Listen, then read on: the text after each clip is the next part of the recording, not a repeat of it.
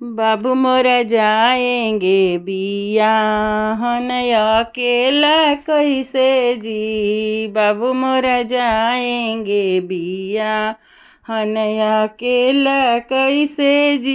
बाबा हजरिया जाएंगे जी, चाचा हजरिया जाएंगे जी। सूटवा लाल को संवारेंगे समय ना बीचे जी। सूटवा लाल को संवारेंगे समय ना बीचे जी।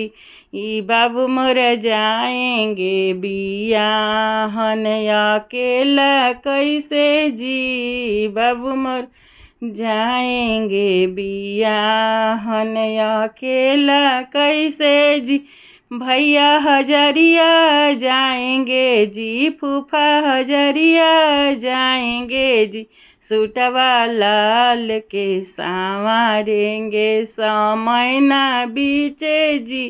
ई सूटवा लाल के संवारेंगे समय ना बीचे जी। भैया हजरिया जाएगा जी, फूफा हजरिया जाएंगे जी। सूटवा लाल के संवारेंगे समय ना बीचे जी। बाबू मोर जाएंगे बियाहन अकेला कैसे जी।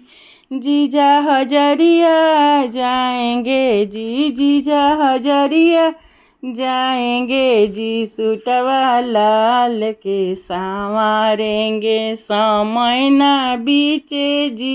ई सूटवा लाल के संवारेंगे समय ना बीचे जी।